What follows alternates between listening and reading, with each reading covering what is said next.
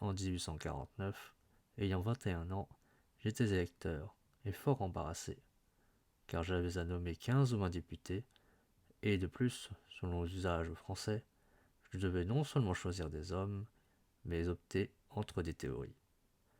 On me proposait d'être royaliste ou républicain, démocrate ou conservateur, socialiste ou bonapartiste.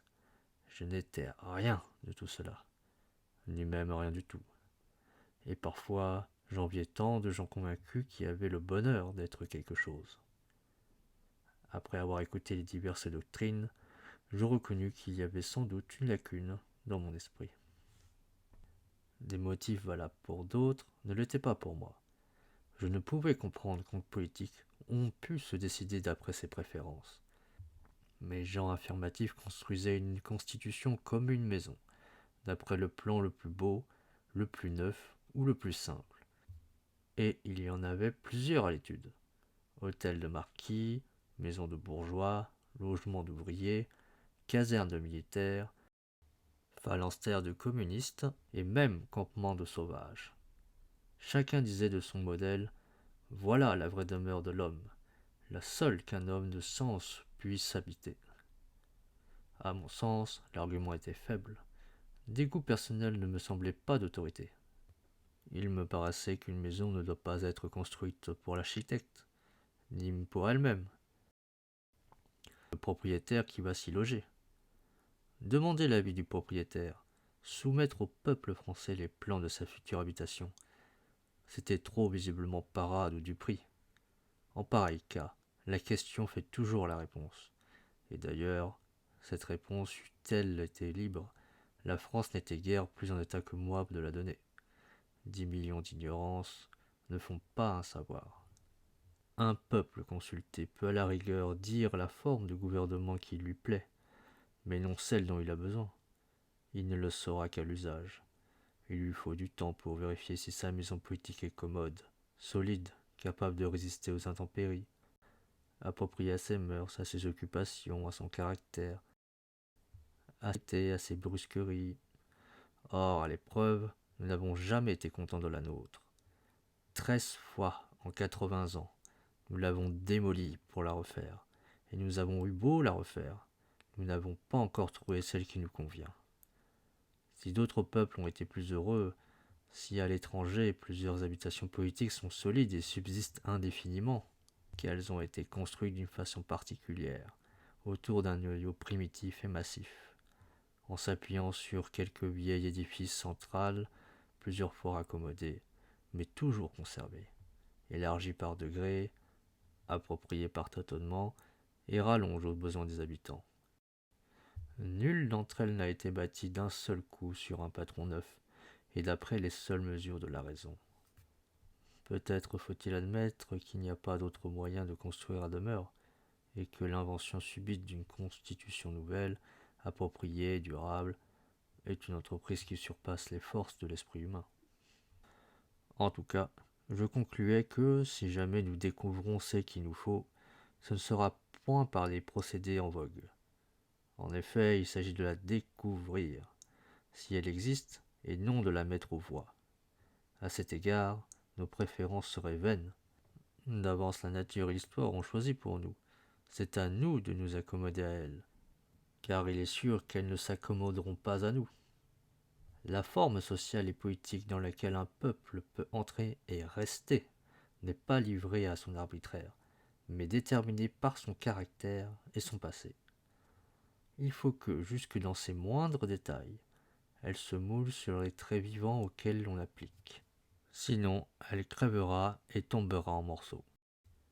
C'est pourquoi, si nous parvenons à trouver la nôtre, ce ne sera qu'en nous étudiant nous-mêmes. Et plus nous saurons précisément ce que nous sommes, plus nous démêlerons sûrement ce qui nous convient. On doit donc renverser les méthodes ordinaires et se figurer la nation avant de rédiger la Constitution. Sans doute, la première opération est beaucoup plus longue et plus difficile que la seconde. Que d'études, que d'observations rectifiées l'une par l'autre, que de recherches dans le présent et dans le passé, sur tous les domaines de la pensée et de l'action. Quel travail multiplié et séculaire pour acquérir l'idée exacte et complète d'un grand peuple qui a vécu âge de peuple et qui vit encore. Mais c'est le seul moyen de ne pas construire à faux après avoir raisonné à vide. Et je me promis que, pour moi du moins, si j'entreprenais un jour de chercher une opinion politique, ce ne serait qu'après avoir étudié la France. Qu'est-ce que la France contemporaine? Pour répondre à cette question, il faut savoir comment cette France est faite, ou, ce qui vaut mieux encore, assister en spectateur à sa formation. À la fin du siècle dernier, pareil à un insecte qui mue, elle subit une métamorphose.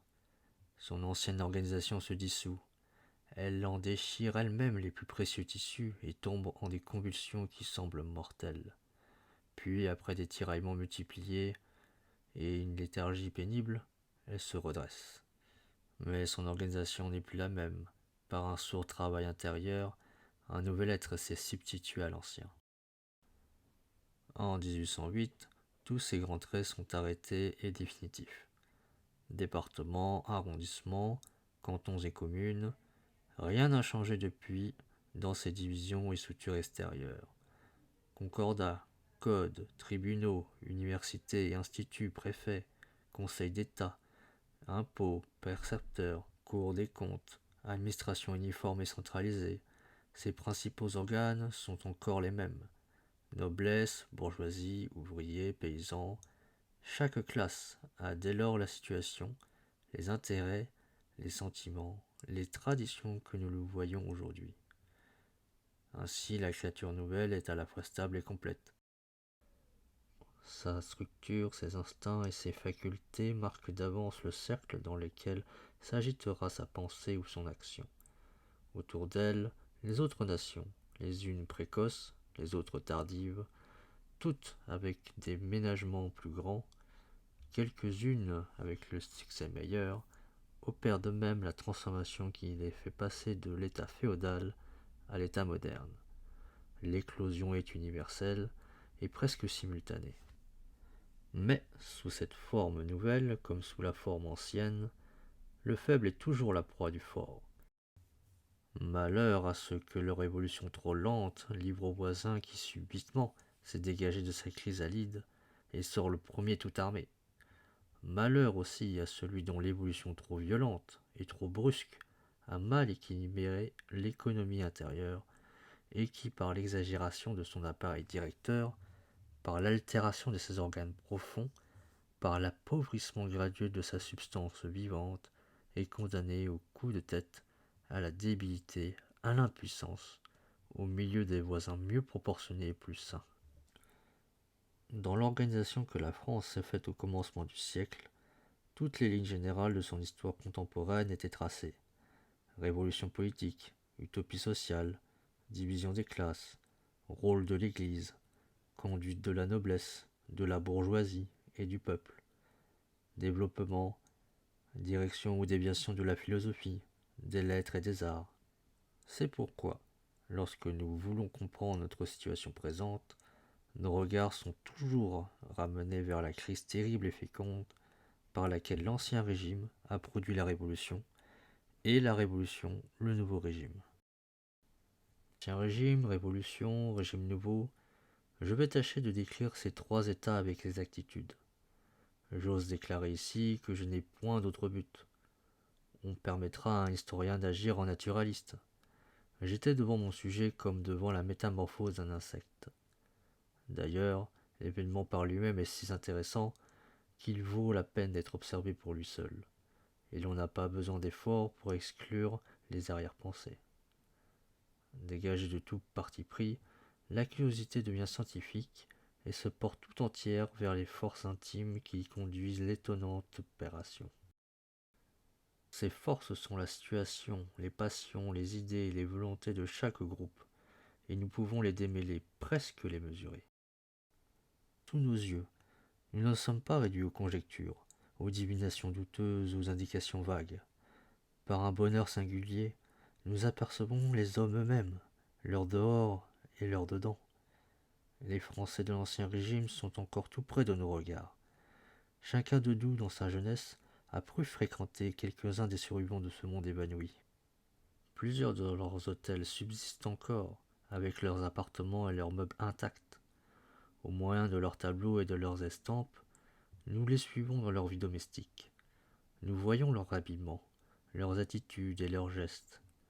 Avec leur littérature, leur philosophie, leurs sciences, leurs gazettes et leurs correspondances, nous pouvons reconstituer toutes leurs pensées, et jusqu'à leurs conversations familières. Une multitude de mémoires sorties depuis 30 ans des archives publiques ou privées nous conduisent de salon en salon, comme si nous étions présentés. Des lettres et journaux de voyageurs étrangers contrôlent et complètent, par des peintures indépendantes, les portraits que cette société a tracés d'elle-même. Elle dit sur son propre compte, sauf ce qu'elle supposait banal et familier aux contemporains, sauf ce qui lui semblait technique, ennuyeux et mesquin, sauf ce qui concernait la province, la bourgeoisie, le paysan, l'ouvrier, l'administration et le ménage. J'ai voulu suppléer à ces omissions, et outre le petit cercle des Français bien élevés et lettrés, connaître la France. Grâce à l'obligeance de M. Maury et aux précieuses indications de M. Boutaric, j'ai pu dépouiller une multitude de documents manuscrits, la correspondance d'un grand nombre d'intendants, directeurs des aides, fermiers généraux, magistrats, employés et particuliers, de toute espèce et de tout degré pendant les 30 dernières années de l'Ancien Régime. Les rapports et les mémoires sur les diverses parties de la maison du roi, les procès-verbaux et cahiers des États généraux en 176 volumes, la correspondance des commandants militaires en 1789 et 1790, les lettres, mémoires et statistiques détaillées contenues dans les 100 cartons du comité ecclésiastique, la correspondance en 94 liasses des administrations de départements et de municipalités avec les ministres de 1790 à 1799, les rapports des conseillers d'État en mission à la fin de 1801, la correspondance des préfets sous le consulat, sous l'Empire et sous la Restauration jusqu'en 1825, quantité d'autres pièces si instructives et si inconnues qu'en vérité l'histoire de la Révolution semble encore inédite. Du moins, il n'y a que ces documents pour nous montrer des figures vivantes, petits nobles, curés, moines, religieuses de province, avocats, échevins et bourgeois des villes, procureurs de campagne et syndics de village, laboureurs et artisans, officiers et soldats. Pour nous faire voir en détail et de près la condition des hommes, l'intérieur d'un presbytère, d'un couvent, d'un conseil de ville, le salaire d'un ouvrier, le produit d'un champ, les impositions d'un paysan, le métier d'un collecteur, les dépenses d'un seigneur ou d'un prélat, le budget, le train et le cérémonial d'une cour. Grâce à eux, nous pouvons donner des chiffres précis, savoir heure par heure l'emploi d'une journée. Bien mieux, dire le menu d'un grand dîner, recomposer une toilette d'apparat. Encore, piquer sur le papier et classer par date les échantillons des robes que la reine Marie-Antoinette a portées. Et d'autre part, nous pouvons nous figurer l'habillement d'un paysan, décrire son pain, nommer les farines dont il le composait, sous et deniers, ce qui lui en coûtait une livre. Avec de telles ressources, on devient presque le contemporain des hommes dont on fait l'histoire, et plus d'une fois aux archives, en suivant sur le papier jauni leurs vieilles écritures, j'ai tenté de leur parler tout haut. Menton, Saint-Bernard, août 1875.